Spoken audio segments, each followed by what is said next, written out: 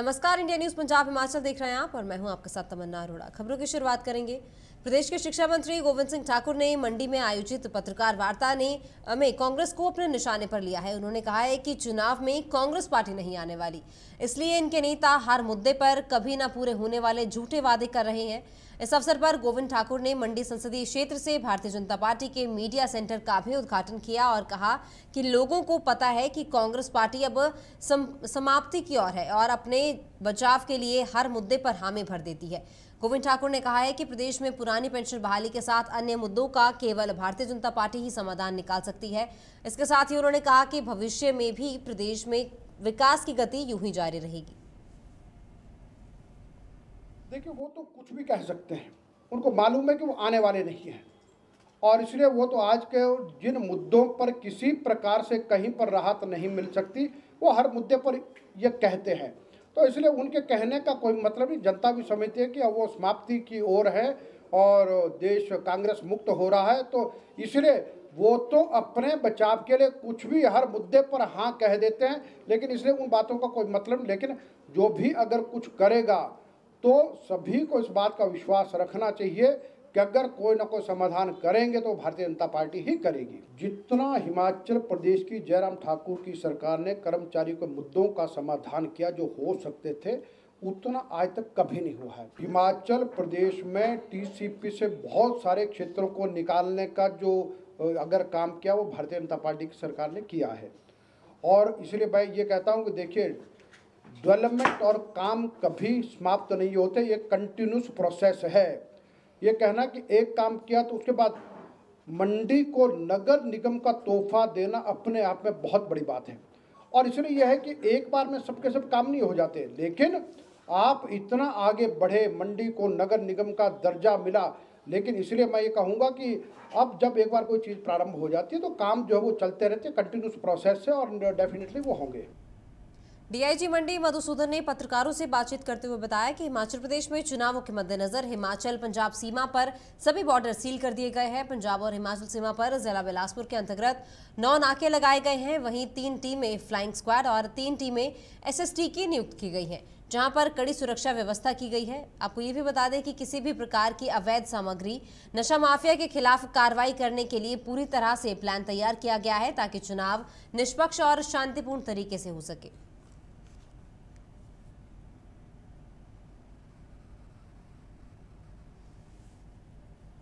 बिलासपुर ज़िला जो है उसकी बाउंड्री रोपड़ ज़िला के साथ लगती है, तो यहाँ पे हम चुनावों के समय 9 नाके जो हैं वो लगाते हैं। आज से ये नाके लग रहे हैं। इस सिलसिले में मेरी डीएसपी नैना देवी जो हैं, एसटीपीओ नैना देवी, उनसे और एसएचओ कोट कैलूर से एक मीटिंग हो रही है।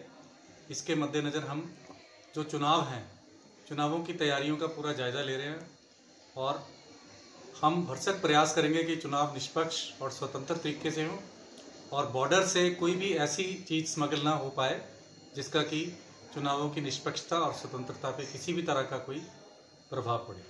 सर, यहाँ पे उसके ऊपर हमारी नज़र रखी हुई है। जो एसएचओ कोट कैलूर हैं और एसटीपीओ नैना देवी हैं, ये समय समय पर वहाँ पे रेड भी करते रहेंगे और हमारे जो खुफिया तंत्र है, जो सीआईडी है, जो दूसरी खुफिया तंत्र है, वो भी हमें लगातार सूचनाएं देते रहेंगे और उनकी सूचनाओं के आधार पर हम कार्रवाई करते रहेंगे। जो 9 नाके हैं वो लगाए जा रहे हैं। हर नाके पे जो उपयुक्त मात्रा में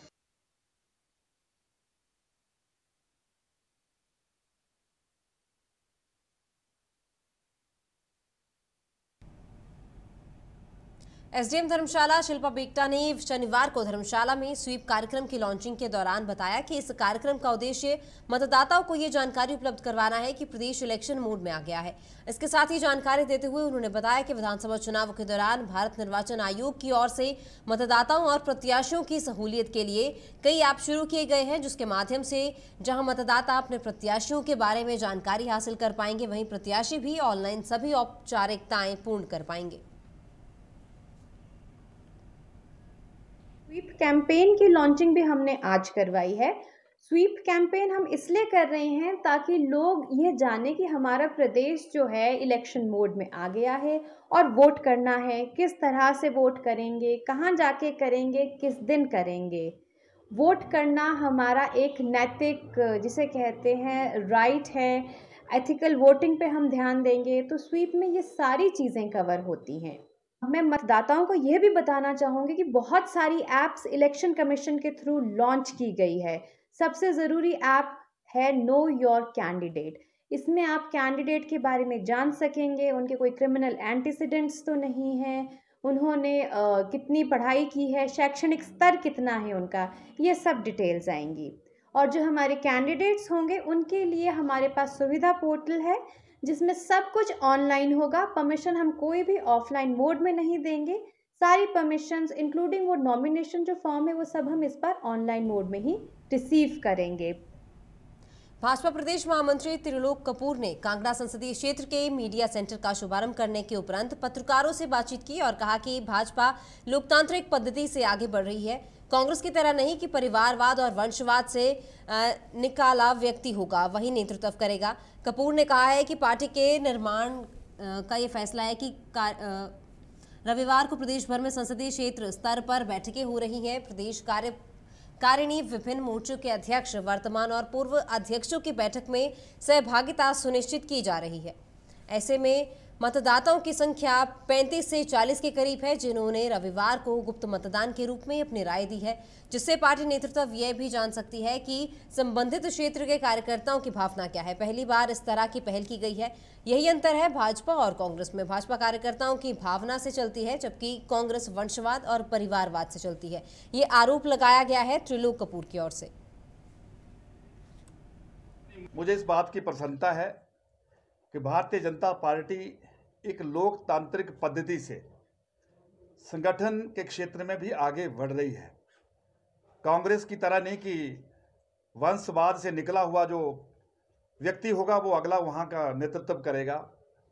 और मुझे इस बात की प्रसन्नता कि आदरणीय नड्डा जी के नेतृत्व में प्रदेश के हर होने वाले चुनाव में पार्टी जहाँ विभिन्न प्रक्रिया से गुजरती है, चाहे वो विभिन्न चैनलों के सर्वेक्षण हो, चाहे अन्य चैनल एक्सपर्ट भी हो, उसके साथ पार्टी ने भी निर्णय लिया है कि पार्टी मंडल स्तर पर भी जो हमारे पार्टी के प्रमुख का साथी कार्यकर्ता है उनकी राय शुमारी के माध्यम से भी हम एक राय का पता करें। और आज उसी ही संदर्भ में पूरे हिमाचल प्रदेश के अंदर पार्लियामेंट स्तर पर, जैसे कांगड़ा चंबा पार्लियामेंट्री की आज सभी मंडलों की इस प्रकार की बैठक धर्मशाला में तय हुई थी। 4 इसके केंद्र निर्धारित थे। इसी प्रकार हमीरपुर पार्लियामेंट्री की हमीरपुर में, शिमला पार्लियामेंट्री की शिमला में, और चौथा हमारा जो है मंडी पार्लियामेंट की मंडी में हो रही है। और इसमें जो कार्यकर्ता आएंगे या आए हैं उनमें मंडल के सभी पदाधिकारी, उस मंडल से जो जिला में पदाधिकारी, वो उस मंडल से जो मोर्चों के अध्यक्ष है या उस मंडल से जो जिला में मोर्चों के अध्यक्ष हैं, या जो हमारे प्रदेश कार्यकारिणी के सदस्य है, या हमारे ब्लॉकों के चेयरमैन, वाइस चेयरमैन, या नगर निगम के अध्यक्ष और वाइस चेयरमैन, इस प्रकार की श्रेणी एक इसमें जुड़ी। और यह वर्तमान में मंडल अध्यक्ष के साथ जो इससे पहले मंडल के अध्यक्ष रहे, इस प्रकार की एवरेज एक 35-40 कार्यकर्ताओं के बीच की एक ऐसी श्रेणी है जिन्होंने आज अपना गुप्त मतदान देकर पेटियों में जो हो अपनी राय जो व्यक्त की है। और वो पेटियां जो है अभी तुरंत शिमला जा रही है। प्रदेश में होने वाले विधानसभा चुनावों का बिगुल बज चुका है। इसी दौरान मंडी में आयोजित पत्रकार वार्ता के दौरान जिला निर्वाचन अधिकारी और उपायुक्त मंडी अरिंदम चौधरी ने बताया कि पूरे जिले में शहरों में 75 से ज्यादा जो है मतदान केंद्र बने हैं और गांव में 1113 मतदान केंद्रों पर मतदाताओं द्वारा मतदान किया जाएगा। नॉमिनेशन की प्रक्रिया 17 अक्टूबर से 25 अक्टूबर तक रहेगी। उन्होंने इसके साथ बताया है कि मतदान के दौरान कोरोना महामारी को लेकर जारी गाइडलाइंस का पूरे तरीके से पालन किया जाएगा। इसके लिए आवश्यक कदम उठाए जाएंगे। हर विधानसभा में महिलाओं के लिए 2 पोलिंग बूथ बनाए गए हैं, वहीं विशेष लोगों के लिए मंडी में 2 मतदान केंद्र बनाए गए हैं। Last date of nomination filing की है 25 तारीख। तो इसमें मैं क्लियर कर देता हूं, देखो जो नॉमिनेशन फाइलिंग की जो डेट होती है वो मतलब रहेगी 17 से 25 के बीच में, परंतु as per negotiable instruments act 1881 जो भी पब्लिक हॉलीडे होगी, इन दिनों के बीच में 3 हॉलीडेज पड़ रही हैं और 2nd और 4th सैटरडे इन दिनों में नॉमिनेशन नहीं भरा जाता है एज पर ECI जो गाइडलाइंस है। तो कुल मिला के इनके 6 दिन बनते हैं, क्यों जी? बिल्कुल, है ना। 17, 18, 19, 20, 21, 22 की छुट्टी रहेगी, 23 की छुट्टी रहेगी, वो हाँ, और 24 की दिवाली है ही है, ठीक है ना। और 25 का जो है वो रिस्ट्रिक्टेड है, तो वो उस दिन रहेगा, मतलब वो रहेगा, ठीक है फिलहाल। मतलब अब 17 तारीख की गजट नोटिफिकेशन के अंदर कुछ अलग आ जाता है तो अलग बात है, कि उसमें अगर संडे को भी खोलने को लोग कह देते हैं तो अलग बात है, पर फिलहाल मतलब जो है, जो एज पर ECI नोटिफिकेशन है वो यही है। स्क्रूटनी रहेगी 27 अक्टूबर की, और last date withdrawal of candidature का रहेगा 29 अक्टूबर का। डेट ऑफ पोल जो है 12 नवंबर की रहेगी, और काउंटिंग ऑफ वोट 8 दिसंबर की है, और आपका जो पूरा जो इलेक्शन का काम है वो 10 दिसंबर तक खत्म हो जाएगा जी। अब की बार हमारे पास थोड़े से पोलिंग बूथ जो है हमारे बढ़ गए हैं, 1190 पोलिंग बूथ रहेंगे हमारे पास अब की बार। इनमें से 77 जो हैं अर्बन एरियाज़ में फॉल करते हैं, जो हमारे 7 जैसे अर्बन एरियाज़ हैं मंडी जिला के अंदर, उनमें 77 पोलिंग बूथ हैं हमारे पास, और रूरल के रहेंगे 1113 पोलिंग बूथ हमारे। 13 अक्टूबर को शिमला जिला के झाकड़ी पुलिस थाना के समीप बर्थडे मनाने होटल जा रहे एक युवक की होटल संचालकों द्वारा पीटकर हत्या कर दी गई थी, और अब इस मामले ने तूल पकड़ लिया है। पुलिस कार्यप्रणाली से नाखुश लोगों ने थाने के बाहर प्रदर्शन किया। लोगों ने मांग उठाई है कि हत्या में सम्मिलित सभी लोगों को हिरासत में लिया जाए, और शिकायत करने थाने गए युवक से ही मारपीट करने वाले पुलिस पर भी मुकदमा दर्ज हो। प्रदर्शनकारियों ने कांग्रेस नेताओं द्वारा मामले को रफा दफा करने के लिए दबाव बनाने के भी आरोप लगाए हैं। आज 150 से 200 की संख्या में जो लोग एकत्रित हुए थे, अभी जो 13 तारीख को जो इंसिडेंट हुआ था उसमें एक लड़के की डेथ हो गई थी, और 302 IPC में केस रजिस्टर्ड हुआ था। तो उससे रिलेटेड उनकी डिमांड्स तो क्या कुछ क्वेरीज थी, कि जो भी उन्होंने 1, 2, 3 करके जितनी भी क्वेरीज की, और उसके अकॉर्डिंग उसके अनुसार हमने उनको जो भी उनके क्वेश्चन थे मैंने पर्सनली उनको जवाब दिया पुलिस थाने के गेट पे ही। और कुछ एक चीज़ें ऐसी होती हैं जो हम डिस्क्लोज़ भी नहीं कर सकते, मैटर ऑफ इन्वेस्टिगेशन है, तो इन चीज़ों को लीक नहीं किया जा सकता। इसलिए कुछ जो लॉजिकल जो उनकी जो चीज़ें थी उनको अकॉर्डिंगली सेटिस्फाई कराया, और कुछ एक चीज़ें ऐसी इरप्ट हो जाती हैं, ऐसी उठ जाती हैं पब्लिक के बीच में भी, जो शायद उनकी तरफ से जो वो चाहते हैं उस तरीके का मैं इन्वेस्टिगेशन से रिलेटेड मैं नहीं बोल सकता। जब उन्होंने कॉल की DSP को तो आधे घंटे के अंदर ही वो अरेस्ट हुआ है सर, और लेकिन आज इन्होंने ऐसा केस बनाया कि वो दोनों बंदे सर आज बाहर छूट रहे, खुले आम घूम रहे हैं सर। लड़ाई झगड़े का केस बना दिया सर, और बदनाम करने पे सर इन्होंने कोई कसर नहीं छोड़ा। मेरी बेटी को न्याय देना चाहिए था ना सर, तभी तो पुलिस बैठी होती है सर। 4 साल के बच्चे को न्याय नहीं दे रहे तो पुलिस काय के लिए बैठी है सर, तो कहाँ जाए हम? पुलिस विभाग से उसमें जो उनका जो ये था मुंशी था उस दिन रात को, तो अभी बोल रहे हैं कि लाइन भेज दिया गया है, ठीक है। हमने उसके खिलाफ कंप्लेंट कर दी गई है, ठीक है। उसका अल्टीमेटम दिया है उन्होंने कि हमें 7 बजे तक वो उसकी FIR कॉपी कर लेंगे, FIR कर लेंगे आज 7 बजे तक। हम 7 बजे का वेट कर रहे हैं, ठीक है। उसके बाद DSP से बात करेंगे कि उस पर कार्रवाई हुई कि नहीं हुई। हम चाहते हैं उसके ऊपर भी कार्रवाई है, क्योंकि ये बहुत ज़रूरी है। क्योंकि हम अगर इस चीज़ को ये लेंगे कि ये पुलिस वाले हैं, ठीक है, ओके, कोई नहीं, हमें अपना केस में फोकस नहीं करना है, ये एक भी बहुत ज़रूरी है। कल को लोग पुलिस पे विश्वास नहीं करें। राज्यकर और आबकारी विभाग ने राष्ट्रीयकृत बैंकर को 70 करोड़ के जुर्माना राशि 90 दिन के भीतर सरकारी खजाने में जमा करने के आदेश जारी किए हैं। दक्षिण परिवर्तन क्षेत्र परवाणु के संयुक्त आयुक्त राज्यकर और आबकारी DG ठाकुर ने बताया है कि यह मामला इनपुट टैक्स क्रेडिट वापसी का है। इन्होंने बताया है कि बैंक द्वारा GST अधिनियम की धारा 17 के तहत बनाए गए नियमों की अवहेलना की जा रही थी। आज एक महत्वपूर्ण मामले में GST अधिनियम के तहत देश के एक अग्रणी प्रमुख बैंक को, राष्ट्रीयकृत बैंक को 70 करोड़ रुपए का कर, जुर्माना और ब्याज की राशि का अंतिम आदेश पास किया गया है। इसकी जांच प्रथम दृष्टया अप्रैल 2022 में शुरू की गई थी, और इसके लिए बीफा का गेन इंटेलिजेंस टूल हमारे लिए बहुत सहायक सिद्ध हुआ है, जिसके तहत आज तक हमने बैंकों के, इस बैंक के अलावा लगभग 1 दर्जन और बैंक हैं जिनके ऊपर ये कार्रवाई जो है विभिन्न स्तरों पे चल रही है। इसमें प्रदेश के और देश के कई लीडिंग बैंक हैं, नॉन बैंकिंग इंस्टीट्यूशंस हैं, और बीमा कंपनियां, अग्रणी बीमा कंपनियां हैं, जिसका मैं नाम यहाँ पर नहीं लेना चाहता हूँ, जिनके विरुद्ध ये कार्रवाई चल रही है। और उन्होंने अपने विचार में विभिन्न दस्तावेज अभी तक प्रस्तुत किए हैं, लेकिन उन दस्तावेजों के आधार पर अभी तक वो साबित नहीं कर पाए हैं कि उनको इस अधिनियम के तहत जो उन लोगों ने उल्लंघना उनसे हुई है, चाहे जानबूझ करके हुई है या उनसे अनजाने में हुई है, लेकिन वो कर का जीएसटी अधिनियम का सेक्शन 17(4) सेकंड प्रोविजन का उल्लंघन है, जिसके तहत उनको शो कॉज नोटिस इशू किए गए थे। और आज उस केस में अंतिम आदेश जो है पास किया गया है और उस अंतिम आदेश को पास करके जीएसटी कॉमन पोर्टल पर अपलोड कर दिया गया है, जो इंस्टेंटली सभी को सीजीएसटी अधिकारी, एसजीएसटी अधिकारी, वरिष्ठ अधिकारी, कोर्ट्स जहाँ अपील करेंगे या जो संबंधित बैंक है उन तक पहुँच गया है। तिब्बतन यूथ कांग्रेस ने रविवार को चीन का झंडा जलाते हुए चीन के विरोध में प्रदर्शन किया। टीवाईसी नेता तेजिन छिंडू ने कहा है कि चीन के राष्ट्रपति शी जिनपिंग तीसरी मर्तबा राष्ट्रपति बन गए हैं। एक तरह से चीन डिक्टेटरशिप पर उतारू है। चीन की विस्तारवाद की नीति भारत के लिए घातक साबित हो सकती है, क्योंकि वर्तमान में सीमाओं पर पहले से ही तनाव है। उन्होंने कहा है कि चीन ने 6 दशक पहले तिब्बत पर अनाधिकृत रूप से कब्जा किया था। इसके उपरांत अन्य देशों पर भी चीन ने अपना कब्जा किया था। चीन द्वारा तिब्बत की संस्कृति और पहचान को टारगेट किया जा रहा है। टीवाईसी का कहना है कि हम तिब्बत के लोगों की आवाज़ उठा रहे हैं और चीन सरकार के अत्याचारों का जो शिकार हो रहे हैं।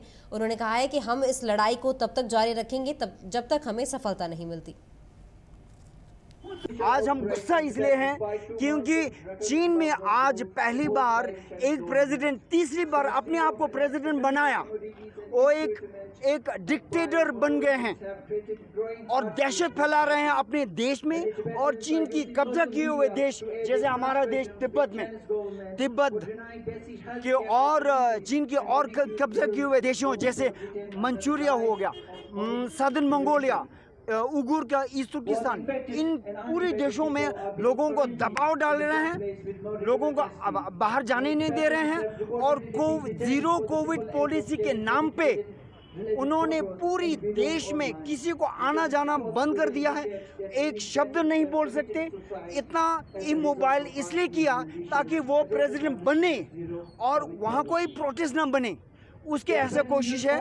और इसको लेकिन हैरान की बात है कि पूरी दुनिया शी जिनपिंग के खिलाफ नारा करना या उसको क्रिटिसाइज करने को दूर की बात है, चीन से लगातार व्यापार कर रहे हैं।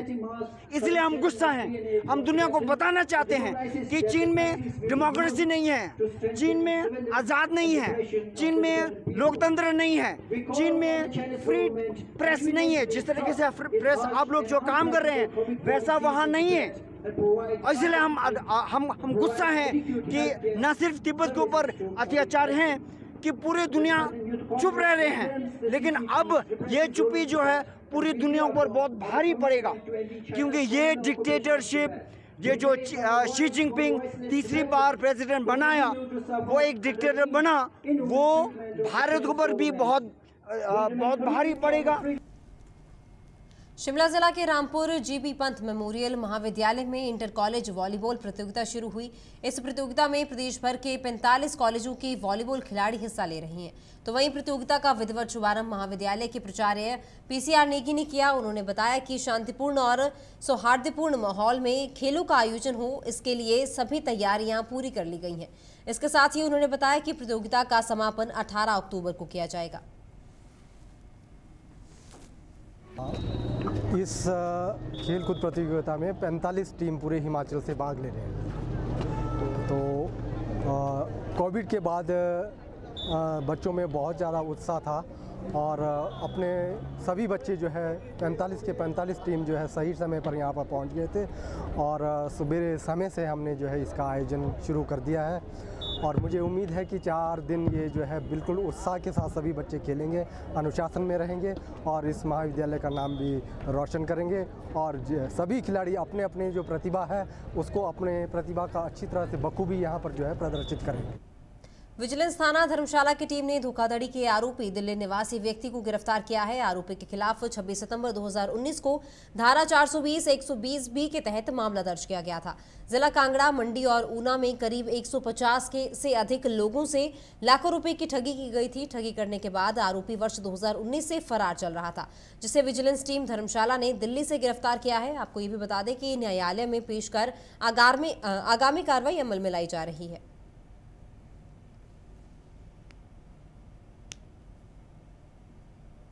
13 अक्टूबर को विजिलेंस धर्मशाला की टीम जो दिल्ली में कई दिन से किसी व्यक्ति को अरेस्ट करने के लिए गई थी, उनको कामयाबी हासिल हुई और ये सुभाष चंद जो दिल्ली का निवासी है, इसको अरेस्ट करने में कामयाबी मिली।